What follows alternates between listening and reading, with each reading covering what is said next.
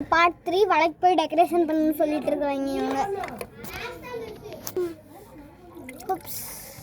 பைத்தியம். அப்புறம் நீ கேமரா பண்ணிட்டு இருந்தனா ஒட்டாம என்ன பண்ணா? சும்மா கடுப்பேத்தின்னு இருக்குத. ஒட்டுதுனா நேரா வச்சு எடுக்கணும். சும்மா கட்டா பத்தன எடுக்க கூடாது. வந்துட்டு நம்ம போட்ட வடை தான் இது. ஓகேங்களா? இப்போ வந்துட்டு வடை அவ்வளோதான் போட்டாச்சு. வடை இருக்கானோ? இங்கே 3 வடை இருக்கு, போய் எடுத்துக்கோங்க. வந்துட்டு வடையை போயிட்டு காய வைக்க போகிறோம். ஃபர்ஸ்ட் எண்ணெயே இல்லை, தண்ணி மாதிரி இருக்கும்.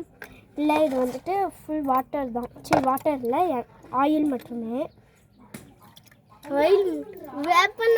வேப்பலை வச்சு ஆயில் எடுத்துருக்கோம் நாங்கள். இன்னும் கட்டு கட்டாக பின்னாடி கிடக்குது, அது இன்னும் எடுக்கலை. அதை மறுபடியும் ஆயில் எடுத்து எடுக்கணும். அது கருவேப்பிலை பற்றியும் வேப்பிலை. ஆமாம், நாங்கள் வேப்பிலை போட்டு தான் செய்யணும். கருவேப்பிலை இருக்குது, 3மே சேர்த்து ஆட் பண்ணி எடுத்துக்கோங்க நாங்கள். ஆமாம், ரொம்பவே டேஸ்ட்டாக இருக்கும், வாசனையாகவே வருது. இன்னும் கொஞ்சம் உடைக்கல். இங்கே பாருங்க, நேற்று வந்துட்டு சப்பாத்தி போட்டோம். நேற்று நைட்டு நாங்கள் போயிட்டு திரும்ப வந்துட்டு வடையை எடுத்துகிட்டு வரணும். இங்கே பாரு, இப்படி பண்ணாலும் இதுக்கு இதை ஊற்றாது. அதுக்குள்ள தான் வச்சேன், கஷ்டம் வந்தாலும்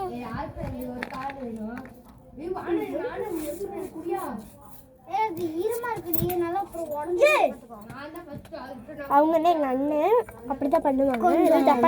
கொஞ்சம் மென்டல். பாருங்க, தண்ணிலாம் ஊற்றி வச்சுட்டு போயிட்டாங்க. போனது ஒரு மெண்டல் பிடிச்சிருச்சு. இங்கே பாருங்க, இது ஹார்ட் ஷேப்ல வந்துருச்சு. இதை அப்படியே ஹார்ட் ஷேப்லேயே போட்டுடுங்க, தலை போட்டுறாதீங்க. ஹார்ட் ஷேப் தெரியுதா ஃப்ரெண்ட்ஸ்? நல்லா ஹார்ட் ஷேப்பில் இருக்குது. இது கரெக்டாக ஹார்ட் ஷேப்பில் இருக்குது ஃப்ரெண்ட்ஸ். இங்கே பாருங்க வர்ஷினி, கரெக்டாக ஹார்ட்டில் இருக்கா?